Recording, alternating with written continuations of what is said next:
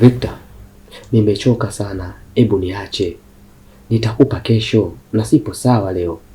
Mimi naumwa. Au wewe unaniona niko sawa? Lina, acha kunizingua. Unaelewa wewe? Yaani acha kunizingua kabisa. Kwa hiyo unataka humu ndani wewe ule bure, uvae bure, au sio? Sitaki upumbavu, panda kitandani unipe. Sitaki kutumia nguvu kabisa. Nimechoka sasa. Kwa nini lakini? Aise, sikumaliza hata maneno nikapigwa kibao. Da, yaani kuchoka kumbe nilikosa nalo. Tena ni kosa kubwa mpaka naadhibiwa. Ila huyu kaka jamani, akaniambia sikia, nina hamu kinoma na wewe. Mbona jana sijakushika? Oe, usinivuruge, vua nguo, kaa pale juu ya kitanda. Mnadhani nafanyaje sasa? Nikavua nguo zangu zote, kinyonge sana, nikapanda kitandani, nikalala chali. Victor naye akavua nguo zake zote, akapanda kitandani na akaja akapanda juu yangu, akaanza kunishughulikia. Sasa sijawahi kusikia raha yoyote kushiriki tendo na huyu mwanaume. Always ni huwa kama ananibaka tu, wala hakuna cha zaidi. Nikamwacha akajihudumia mpaka alipomaliza.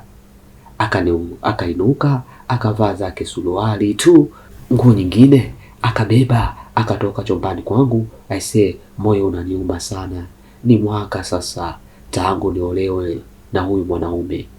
Sio tu mwanaume, Victor ni mume wangu wa ndoa.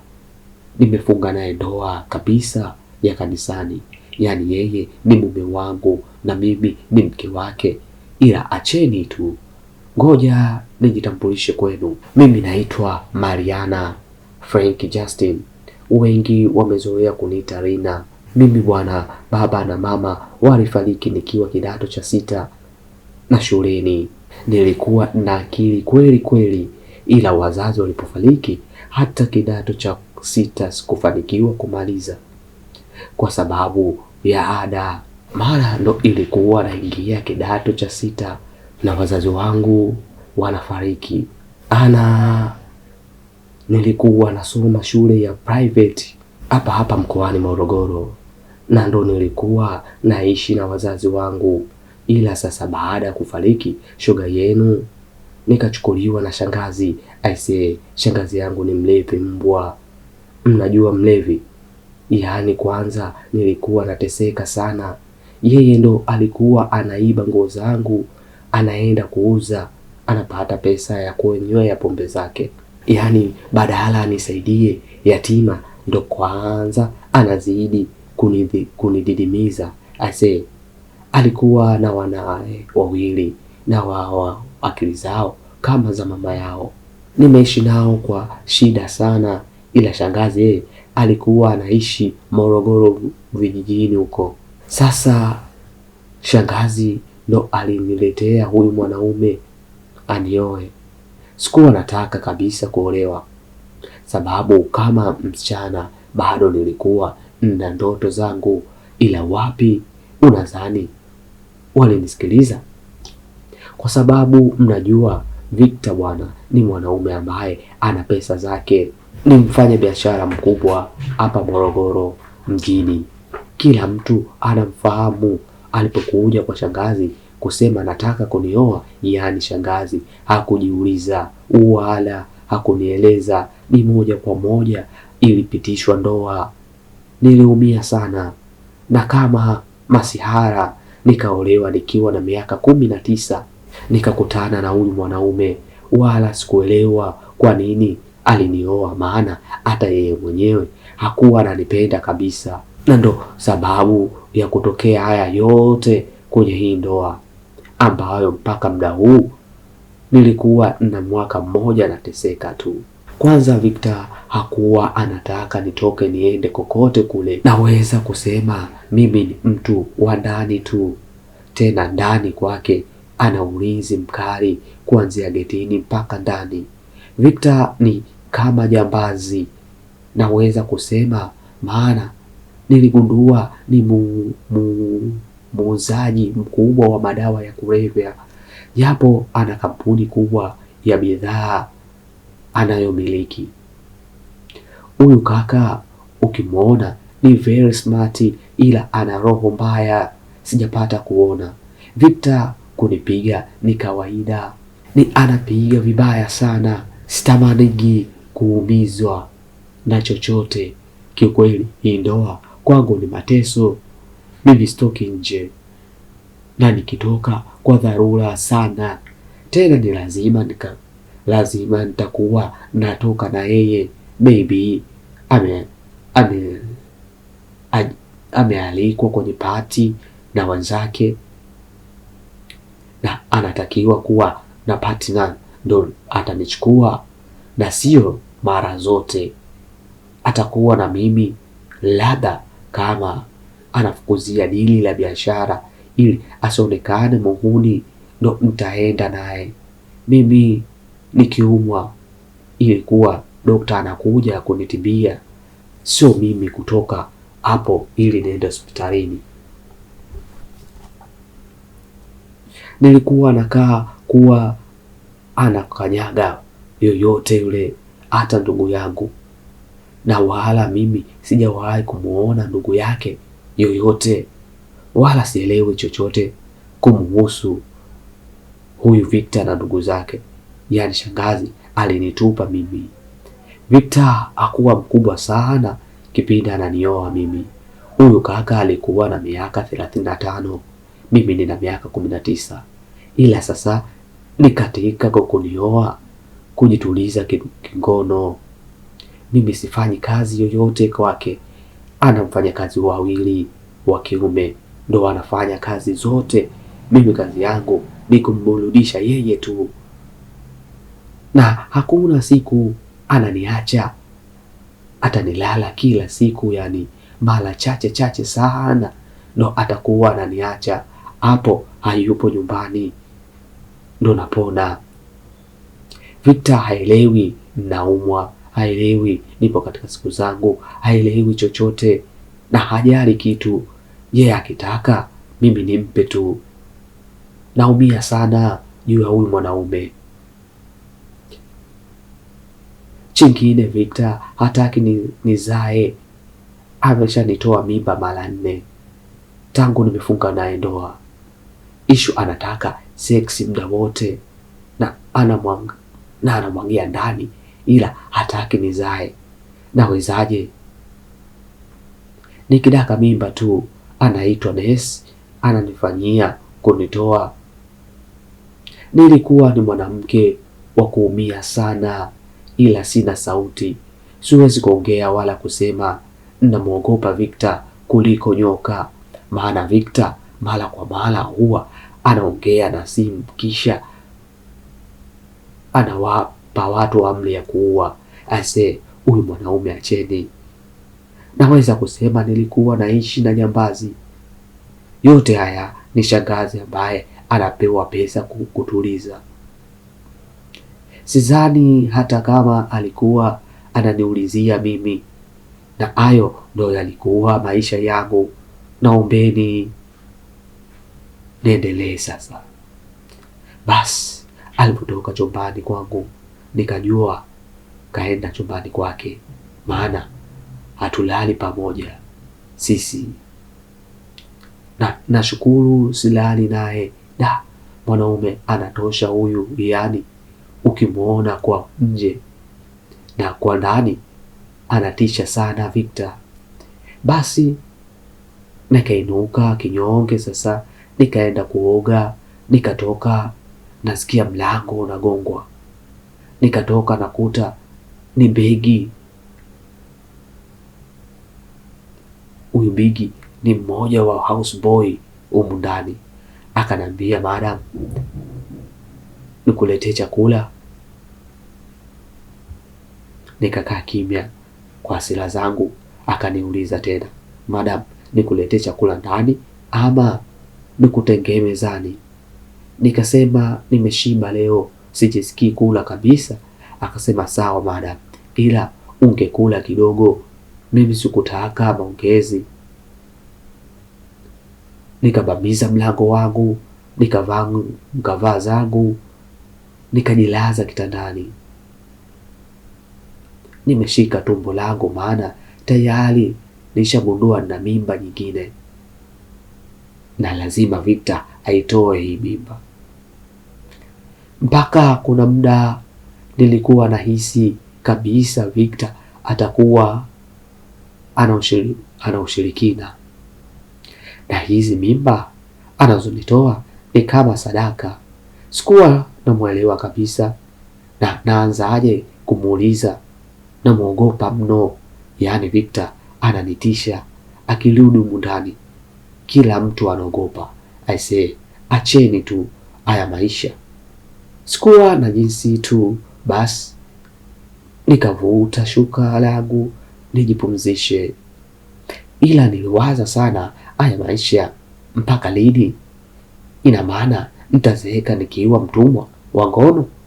Niliwaza kabisa kutoroka, na ikawezekana nimwokoe mtoto.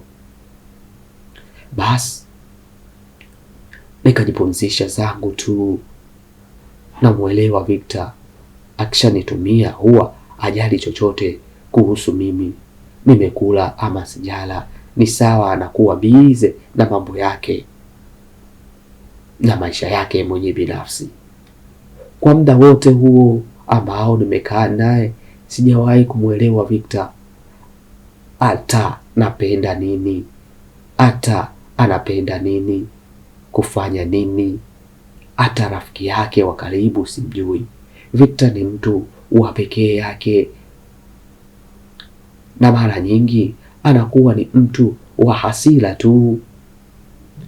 Ndo yupo hivyo. Mimi kupigwa naye dakika 2, namwogopa sana huyu mwanaume. Sijawahi kuwa na raha naye hata siku moja. Na Bikra mimi akanitoa yeye, ila wapi, hakuna jipya yani. Basi nikalala nikiwa na mawazo sana.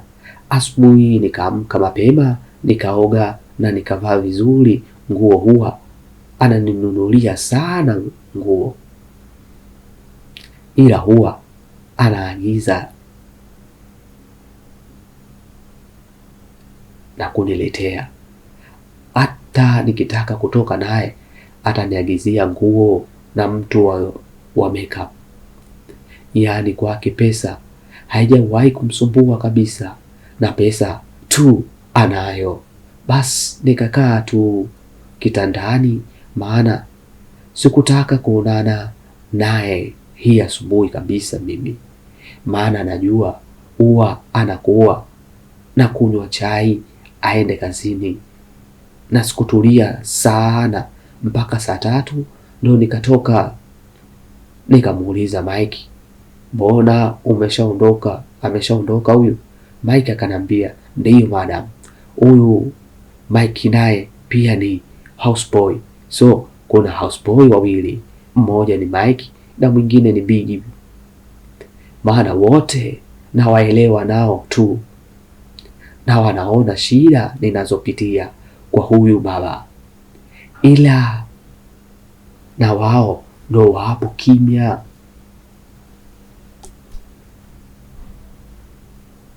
Na hapa huyu Mike huwa anaenda na kurudi, ila Biggie ndo kila siku masaa 24 yeye yupo. Na hii nyumba ni kubwa na kifahari sana. Yaani kifahari, mbona nikisema ya kifahari nadhani mnajua nini ya kifahari. Basi Mike akanambia ndio ameshaondoka. Ndo nikaenda mezani nikachukua yai moja tu, nikala nikaacha, wala sikujisikia kula tena. Nikaenda chumbani kwangu kupumzika. Mchana nilipitisha chakula, nikasema nitakula jioni. Aise, hapo yote ni mawazo juu ya hii ndoa. Yaani sikuwa na mwili wangu kabisa, niliondoka kikweli. Mawazo na ndoa hii ilikuwa ngumu sana. Hapa nimekaa juu akirudi tu anakuja kutaka seksi na hana muda wa kumwandaa mwanamke, yaani ni anajiangalia yeye tu mpaka anakuwa ananichana sasa huku chini. I say, yaani acheni tu, ndoa ni ngumu sana kwangu. Basi hii siku mpaka saa 3 usiku nikasikia kimya, ndo nikatoka chumbani nikamkuta Bigi ananiambia vipi madam? Nikasema kwani huyu hajarudi? Akasema hapana madam, leo wala hajarudi, na mpaka muda huu saa 3 labda harudi, maana huwa anarudiki saa 12 kamili jioni.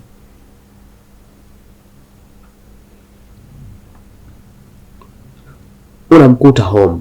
Ase hii siku nikafurahi kweli kweli kuto kurudi kwake. Nikatamani hata apate ajali ya gari afe kabisa huko. Yaani nilikuwa namuombea mambo mengi mabaya tu. Huwa ndo ukweli kabisa. Nikatoka zangu nikala chakula cha usiku, ndo nikaenda zangu kulala. Siku nililala mpaka asubuhi salama kabisa. Bas asubuhi nikaingia bafuni nikaoga vizuri, ili natoka tu namkuta Victor kaka kitandani kwangu, kisha kashika bastola ananitazama. I say, niliogopa sana, nilitetemeka hadi nikajikojolea. Nilistuka mno. Victor akaniambia, unaiogopa Isla? Wala usikonde, hii imetoka kufanya tukio usiku wa jana kwa mkia leo, na wala sio wewe Ryan. Naomba haki yangu, maana jana sijakamata kabisa. I say, nikamsogelea tu akanivua nguo na yeye akavua kama kawaida yake, akanipalamia kama kuku, akanishughulikia mno mpaka kakojoa, akaniacha akavaa nguo zake, akavuta bastola yake, akaingia ndani, huyo akaondoka zake.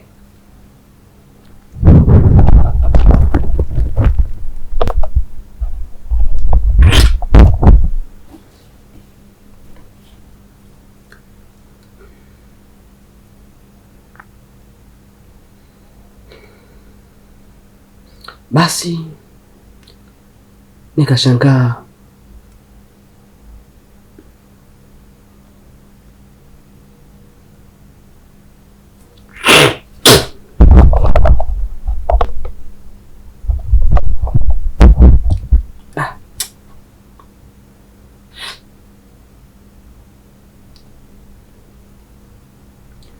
basi alipomalizika sasa akaniacha, kisha akaniangalia sana. Nikashtuka, mbona ile jicho sio la kawaida. Akaniuliza, una mimba se? Nikashtuka tena, nikasema hapana. Akaniuliza, unanidanganya mimi? Nikasema, Victor, mimi sina ndugu, naomba kuzaa please. Victor akasema, kelele, mpumbavu wewe. Nani kamwambia ni mimi nataka mtoto? Mjinga wewe, kwa nini unaniachia mpaka na kukupa?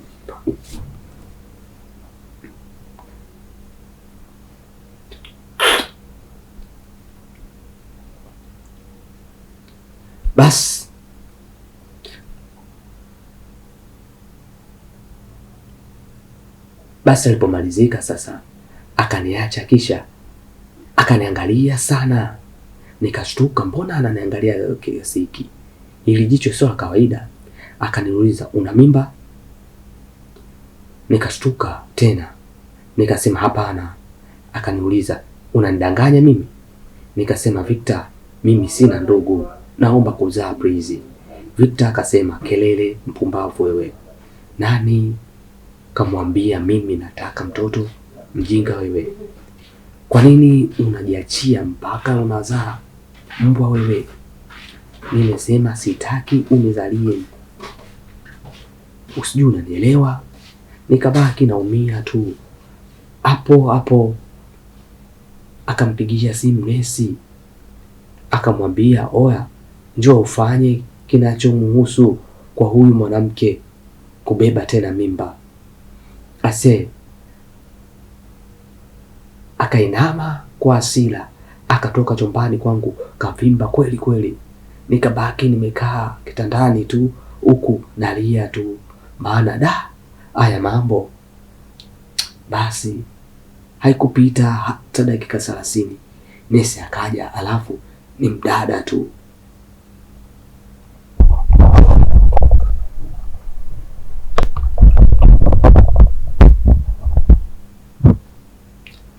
Akanipiga vidonge vya usingizi, nikazima, akanitoa tena, na hii mimba ilikuwa ni mimba ya 5.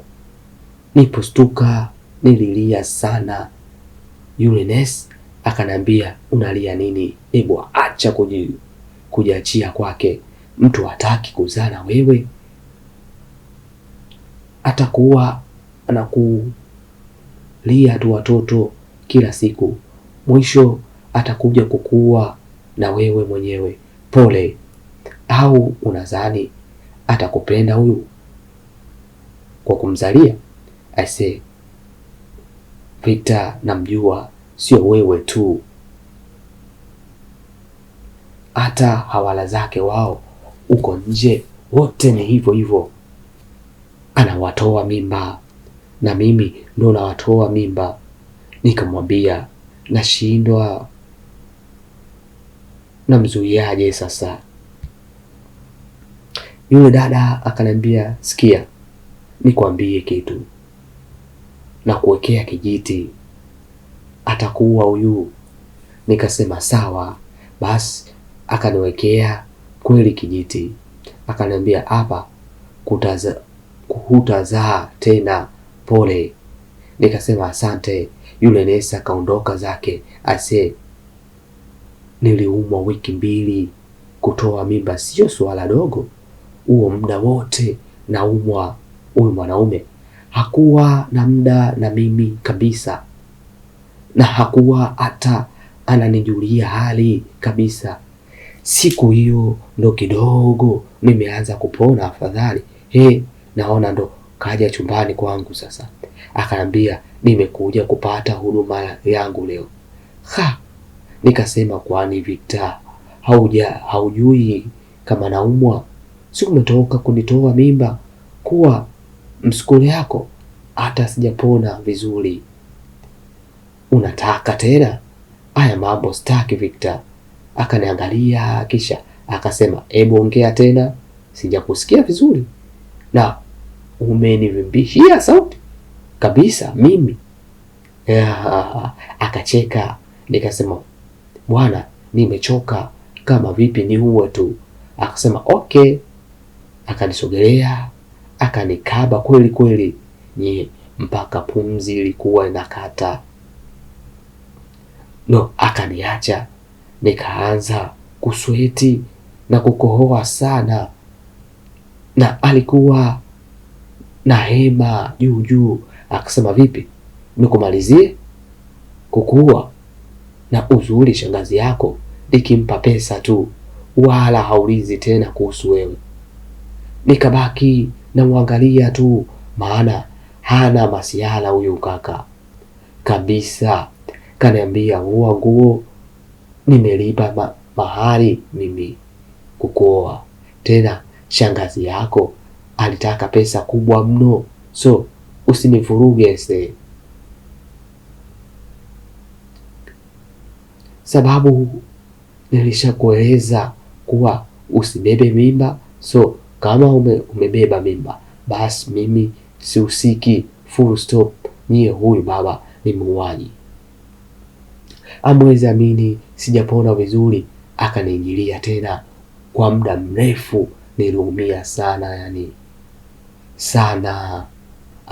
Alipomaliza akavaa nguo zake akasepa. Niliona huyu mwanaume ndo muuaji, anataka kuniua sasa, atakuja siku moja kuniua kabisa.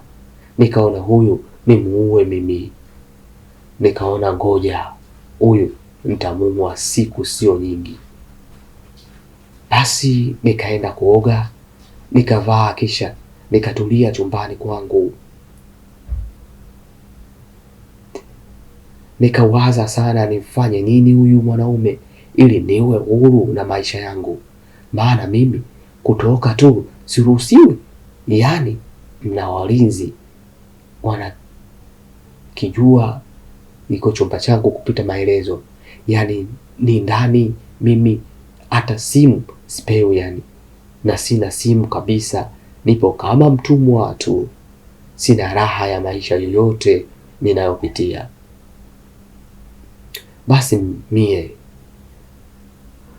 nilipotoka kuoga sasa, nikatoka zangu sebleni tu, hata nije kuangalia TV ile. Nafika sebleni nakuta yupo Victor, alikuwa anaangalia mpira, ila kama usingizi unampitia hivi. Ase sikuhoji, nikaingia jikoni, nikavuta kisu, kisha nikatoka sebleni, nikamsogelea taratibu, kisha haraka nikataka kumchoma yani ile ghafla akafumbua macho, akanidaka kile kisu.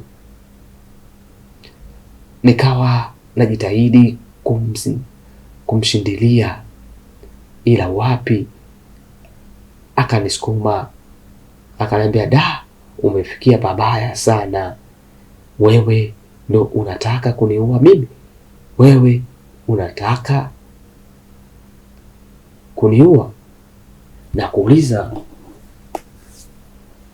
Sikuwa na jibu lolote, zaidi ya kusema ndio nataka kukuua, na kama nimekukosa leo basi siku yoyote na kuua. Na kuambia, niliongea kwa ujasiri. Sikupendi, nimekuchoka na kuchukia sana mshenzi wewe. Unafanya maisha yangu kuwa ya mateso mno.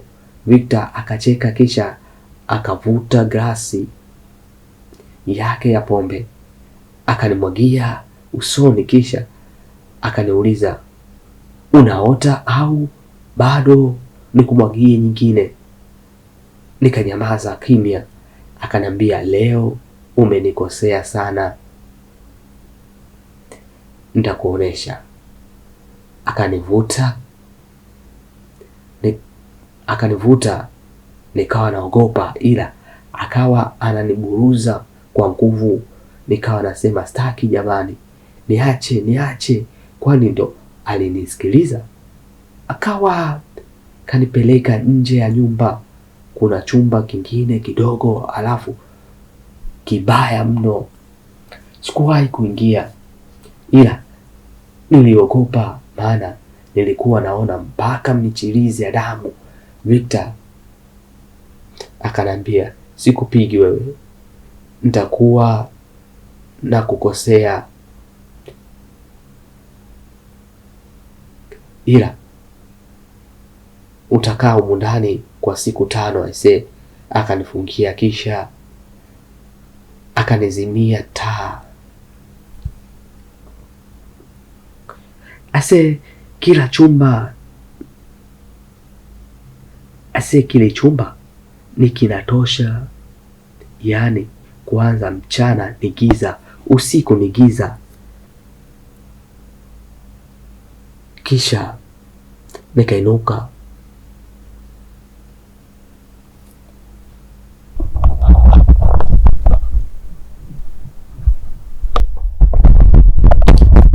ase kile chumba yani ni kinatosha, yani kwanza mchana ni giza, usiku ni giza, kisha kinanuka damu na hakina dirisha hiko.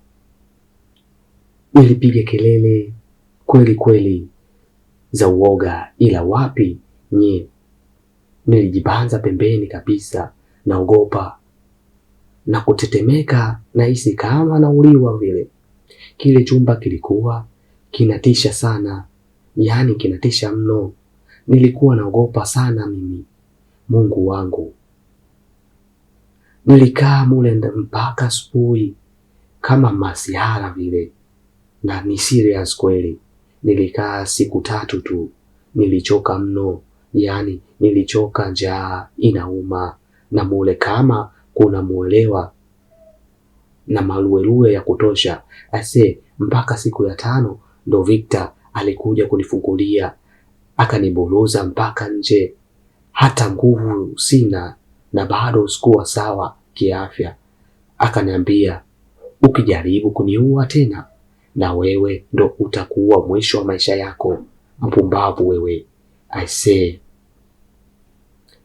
Akaniacha hapo hapo nje, akaondoka zake kazini, na Mike na Biggie ndo walikuja kunisaidia, wakaniingiza mpaka ndani chumbani kwangu.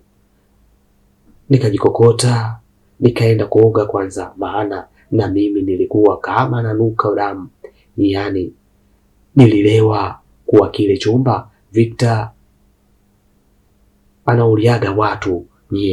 Naishi na mwanaume gani huyu? Nilipotoka kuoga nikavaa vizuri, ndo kina Biggie wakanipa uji kwanza, maana sikuwa nimekula chochote kwa siku 5. Acheni kabisa. Nikanywa uji, nikatibua tumbo, nikaenda kutapika uji wote.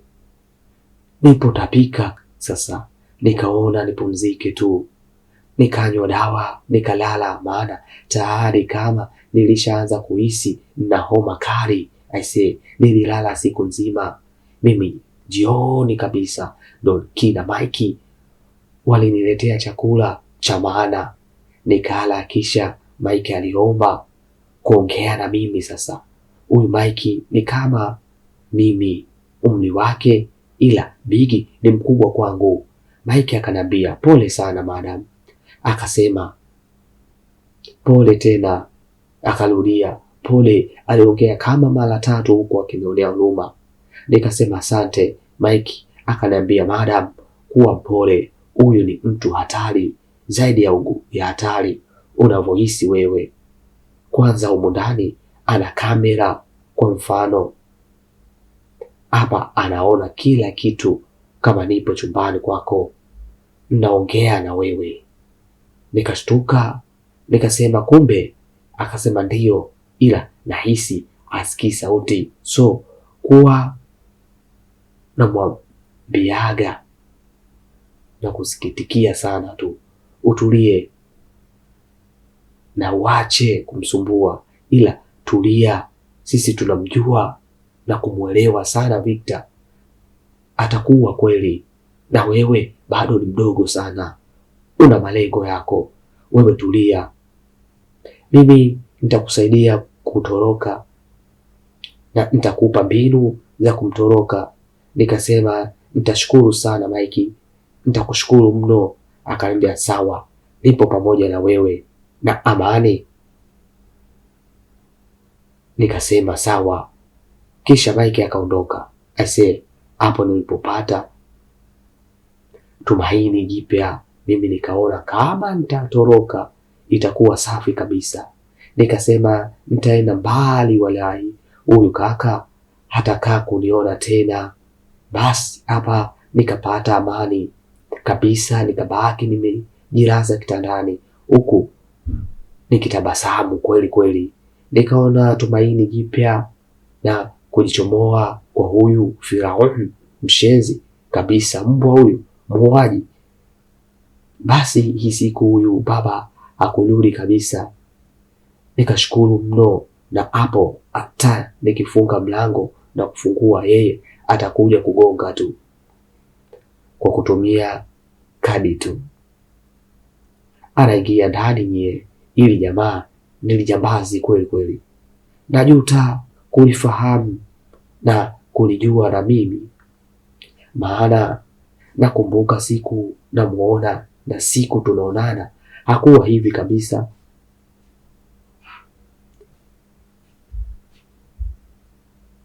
Balaa lilianza chumbani.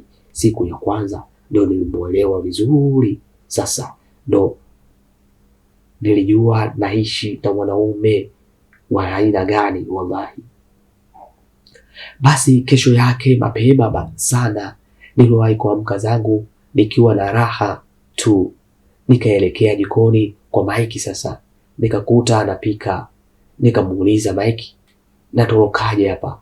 Akanambia, sikia, ishu ya kutoroka hapa ni ipo mkononi mwako, alafu kama ukitorokea hapa tukiwa ndani wote tutakufa, yani atatuua wote. Huyo mshikaji ni ana roho mbaya, na roho mbaya yake imezidi kuwa mbaya tena sana. Nikasema usinidhihaki, usinihadithie, naelewa sana. Ni mwaka sasa, nashindwaje kumwelewa mwanaume anayenitiisha na anayemuita mume wangu? Mike akasema, siku akitoka na wewe ndo changamke utoroke. Nikasema kumbe. Akanambia ya, na nilimsikia anaongea na simu juzi kuwa ana kikao kikubwa na business partner wake. Najua lazima atakuchukua, hawezi kwenda na awala huko. Nikasema ya, atanichukua lazima. Akanambia, sasa leo nikuletee chakula gani? Basi nikafurahi kwa bashasha. Nitakuwekea pesa kidogo na namba yangu ya simu. Sikia, kimbia mbali sana na kushauri usiende da. Hapo ni kama chuoni kwake. Nenda mbali sana ambapo utakuwa salama, na kuonea huruma sana kwa maisha unayoishi. Na wewe ni binti mdogo na una ndoto nyingi sana. Nikasema nashukuru sana kwa kunielewa Mike. Nitakulipa kikubwa siku moja tu. Mike akaniangalia sana, akanambia usijali. Nikajikuta tu nacheka sana na Mike. Basi napika na nikahitaji kumsaidia. Nikiwa namsaidia kupika, Victor akaingia jikoni. Niliona Mike kashtuka sana. Victor akasema, Mike, uelewi majukumu yako? Kwani sasa mke wangu anafanya nini jikoni? Nikasema namsaidia kupika tu, wala hakuna kibaya nachokifanya humo. Victor akasema, sikuulizi wewe, naomba unyamaze. Mike na kuuliza wewe. Mike akajibu kwa kutetemeka kweli. Akasema, bosi, nisamehe, alisema tu kila kitu anataka kujifunza kukupikia, ndo nikaona iwe hivyo. Victor akacheka sana, akasema, Mike, angalia sana usije ukapoteza maisha yako kwa vitu vya kupumbavu sana. Kisha akasema, Lila, rudi chumbani kwako basi. Mie haraka. Nikarudi ndani kwangu nikiwa naogopa sana isije kuwa kasikia maongezi yetu, ila nikajipa moyo kuwa hapana, huyu hajasikia maongezi yetu na hajasikia maongezi yoyote yale. Basi nikaingia chumbani kwangu. Akaja sasa ndani kwangu. Nikaogopa, moyo wangu ukafanya yani kumwogopa yani kinoma. Ile akaja akakaa kitandani karibu kabisa na mimi. Akasema, Mike, alikuwa anakuambia nini kikakufanya utabasamu vile? Nikabaki kimya. Akanambia, unajua kama wewe ni mke wangu na haijalishi nini kinaendelea kati yetu, ila wewe bado ni mke wangu. Hivi unaelewa hilo? Nikaona kama ni chizi. Lo, anaelewa kweli maana ya kuwa mume? Hata simuelewi. Akafoka kwa nguvu. Niambie, Mike alikuwa anakufurahisha nini? Aisee, ufurahi kwangu pia ni kosa?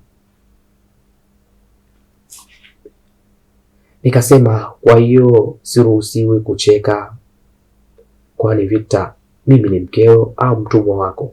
Victor akasema, kimya wewe, mpumbavu kabisa. Unaongea nini kwanza?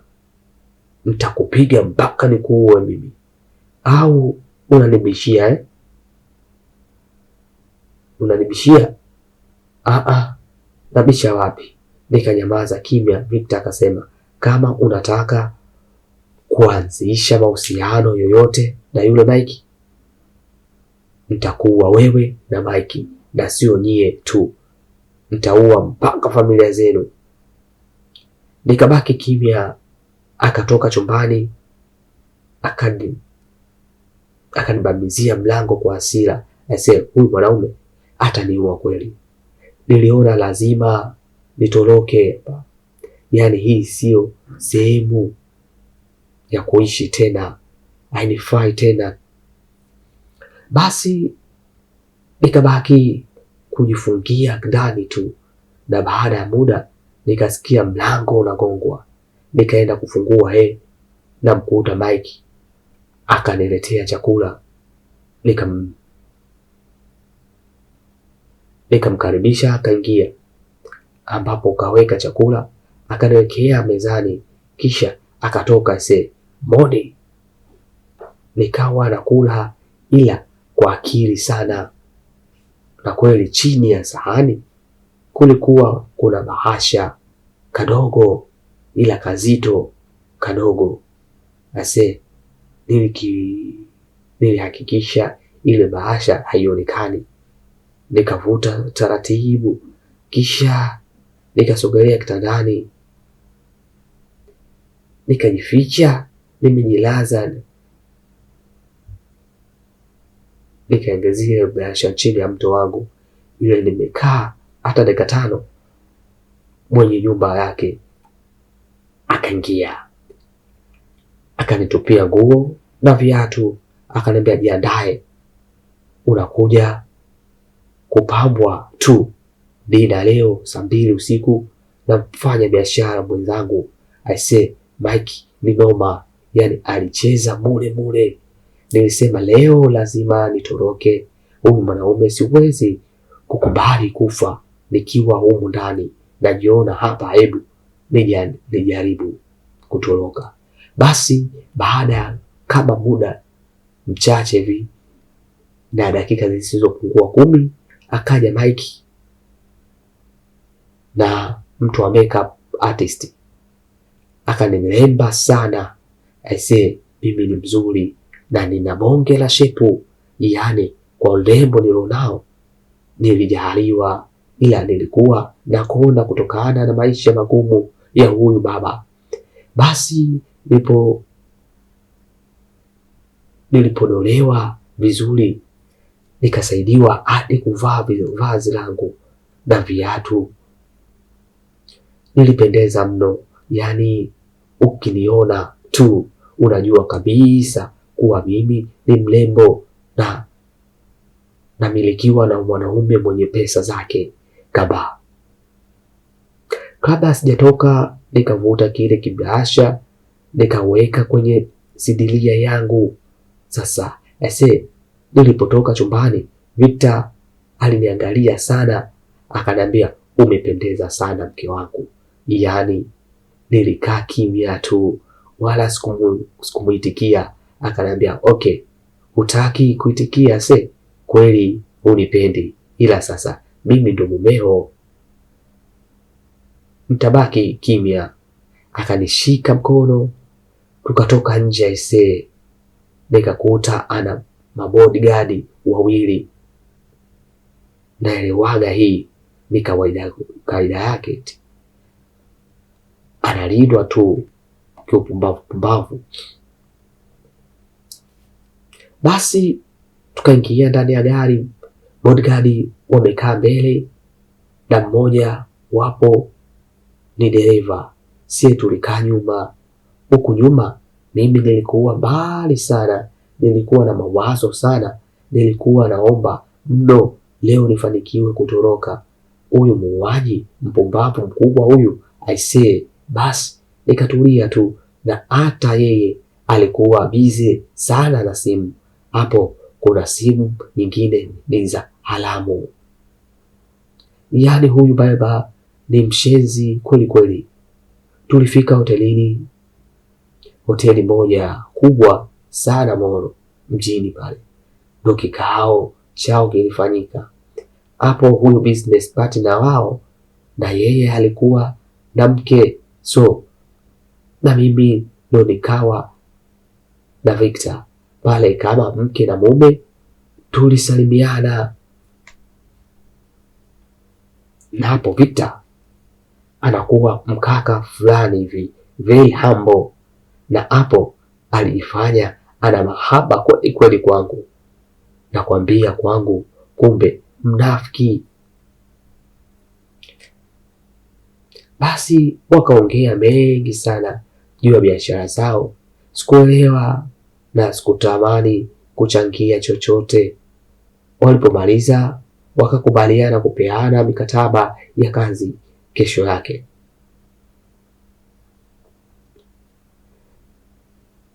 Na baada ya maongezi ya muda tukaigiza chakula. Sasa hapo wale mabodyguard wapo nyuma ya Victor na yule mwingine ana mabodyguard wake wamemsimamia. Basi mimi nikamsogelea Victor nikasema najisikia haja ndogo. Victor akanambia nenda hapo kona, kuna choo hapo kadogo tu. Akanielekeza sasa, akanipa na bodyguard mmoja eti anilinde. Aisee, mie nilicheka sana. Nikaingia chooni huku yule bodyguard yupo nje. Kwanza nikaitoa ile bahasha kwenye maziwa, nikakuta kuna pesa kama 400,000. Nikaona sio mbaya, kila karatasi yenye namba za Mike, kisha kuna mfuko mdogo kina unga. Niliponusa nikagundua ni unga wa pilipili. Nikasema yes, naanza na huyu alosimama hapa nje. Basi haraka sana nikatoka kwa spidi, kisha nikamwagia ule unga machoni. Jamaa akasema mama, mimi wala sikumjali. Nikamsukuma, kisha haraka nikatokomea mlango wa pili, nikaanza kutumia mbio kweli kweli. Nikafanikiwa kutoka mpaka nje ya ile hoteli. Sasa kwa pembeni nikaona taxi, nikasogelea haraka, nikasimama, naomba nipeleke nje ya mji hapa. Dereva akanambia sawa, panda chap chap dada. Nikapanda haraka sana aise. Nikashangaa nimeingia mule kuna watu wawili, yani dereva na jamaa wa pembeni. Kisha nilipoingia mie wakatoa vifaa, wakanibeba, wakanibana pua zao, kisha ndani ya gari wakamwagia dawa ambayo ilinipa usingizi wa ajabu. Nikajikuta nimezima kabisa. Ase, nimekuja kushtuka, najikuta nipo chumbani tena kuzuri tu. Nikaanza kupangalia, nasikia kichwa kinauma sana, yani mno, na nimechoka kweli kweli. Ndo navuta kumbukumbu ya nini kimetokea. Ndo nakumbuka kuwa nimetekwa kwenye gari. Nikapiga kelele, nikasema msaada jamani, msaada. Nikaanza kutetemeka nikasikia mlango unafunguliwa, kisha akaingia mkaka mmoja hivi Mwarabu. Huyu kaka ni mzuri sana, ila kwa jinsi nilivyomwangalia nikajua huyu atakuwa ni jambazi kama Victor tu. Nikaanza kurudi nyuma ya kitanda. Yule kaka akasema, do, Victor anajua sana kuchagua, wallahi. Wewe ni mzuri sana, yani anakujua, yani da, wewe hatari.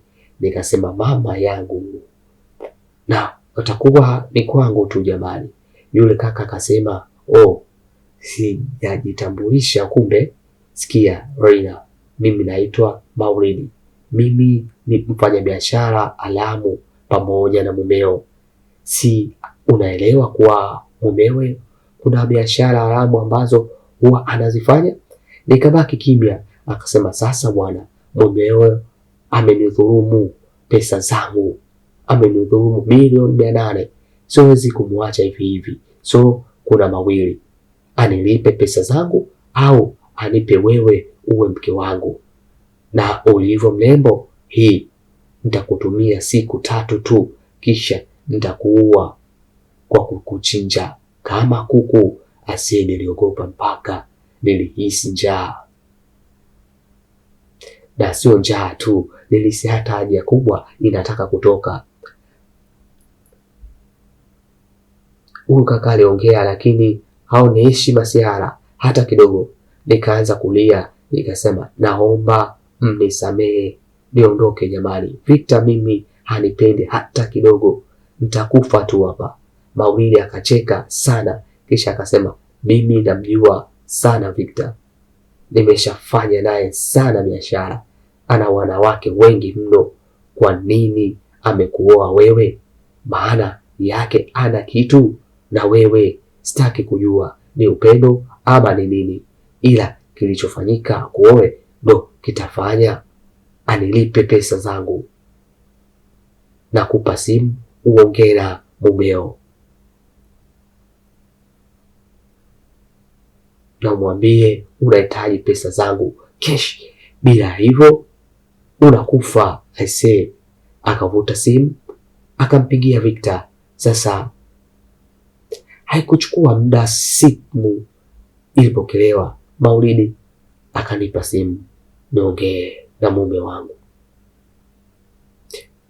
Nikachukua ile simu nikasema, Victor, nipo huku, nitakufa, nisaidie na kuomba. Victor akaniambia, oh, upo kwa Maulidi? Nikasema ndio. Amesema umlipe pesa zake ili aniachie, please Victor, naomba unisaidie. Nikasikia anacheka, akasema, sasa hata akikuchukua wewe, anadhani mimi nitatoa pesa kwa ajili yako? Kwa umuhimu gani? Labda uokuwa nao, mimi siwezi kutoa pesa ndefu hivyo kwa ajili ya mwanamke. Mbona wapo wengi sana, alafu ni nani alikuambia ujaribu kutoroka? Sasa kilichokuponza ndo iko ukahisi kunitoroka mimi utakuwa salama. Haya, pambana sasa. Nikasema, Victor anataka kuniua, please nitetee maisha yangu Victor, na kuomba, maisha yangu mimi yapo mikononi mwako. Akasema, bwana, kama ni kufa wewe kufa, kwangu huna umuhimu wote. Kisha akakata simu. Hapo simu iliwekwa loud speaker na Maulidi alikuwa anasikia. Aisee, akawa na hasira, eti hasira zake, akanifuata akaanza kunipiga. Aisee, haya maisha acheni tu.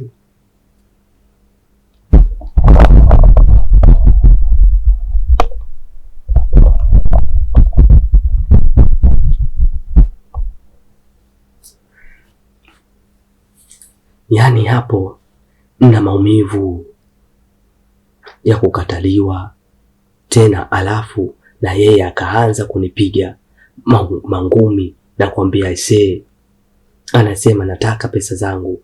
Malaya wewe, nipe pesa zangu. Yani as if mind mimi ndo nimeiba zile pesa?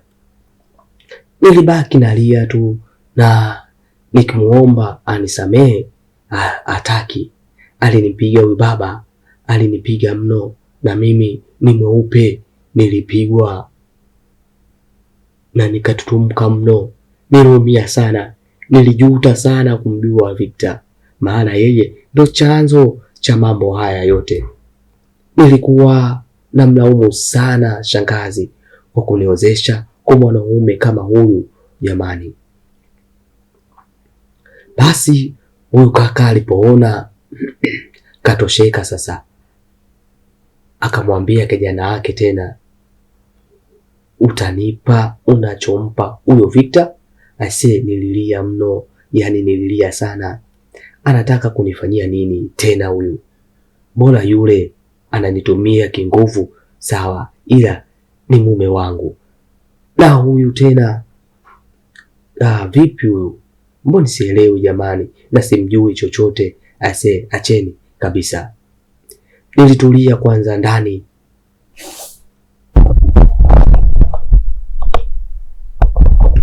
nikijikokota sana.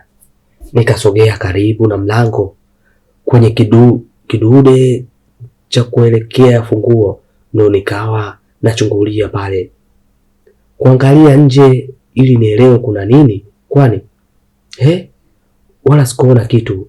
Nikajaribu kufungua, nikatoka sasa nachechemea ili niangalie hata pa kutorokea. Aise, ili nafika sebleni, nashtuka kuna watu kama wote na wameniona tena, wameshika silaha. Nikajikuta nimekaa chini, kisha yule Maulidi akaniambia, Rina, mbona una force tukuue mapema?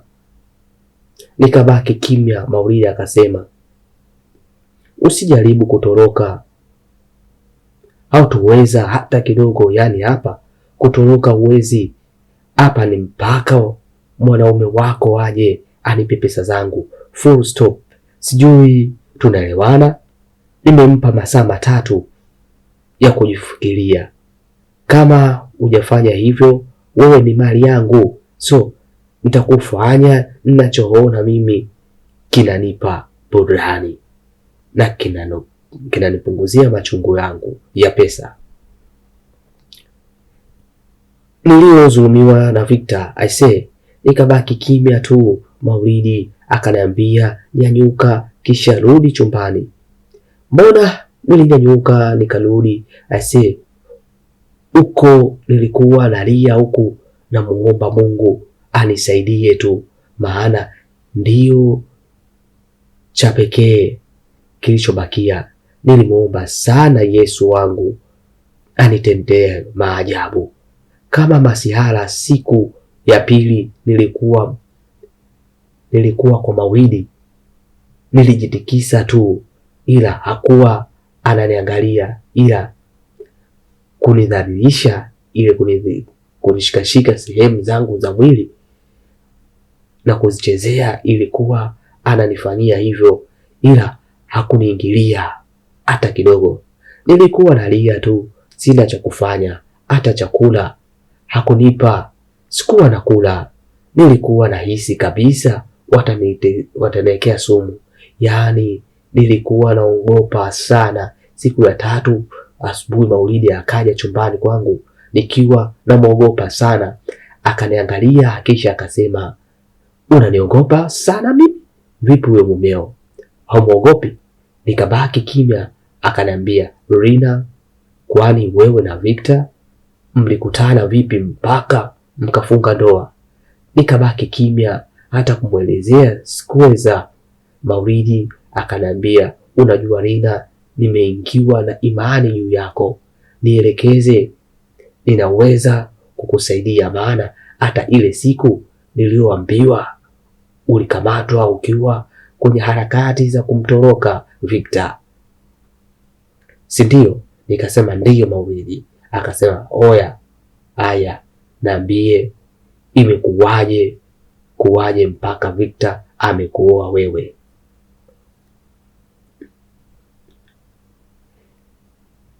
Nilijikaza nikamsimulia Nikaisa huenda ukweli atanisaidia. Nilimwambia tu kuwa nililazimishwa na shangazi anapewa pesa na Victor. Maulidi akaniangalia sana, akanambia unajua nini Victor anakupenda sana. Nikabaki kimya. Akasema yani Victor wewe kanipigia simu mimi kapaniki eti usishikwe. Akaanza na kucheka. Nakwambia nikabaki najutia hata kumuelezea, maana sikuwa naona kama kuna msaada tena Maulidi. Akasema yule mpumbavu sijui unampa nini.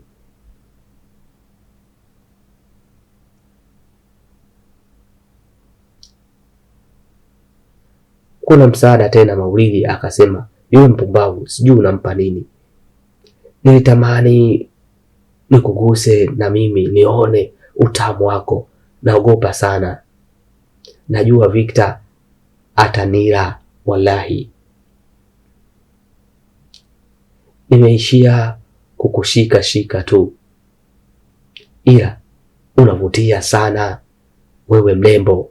Nikabaki kimya. Akanambia mimi nishamalizana na Victor, ameniletea mzigo wangu na wewe jiandae nikukabidhishe kwa watu wake. Ase narudi tena kule kule Mungu wangu.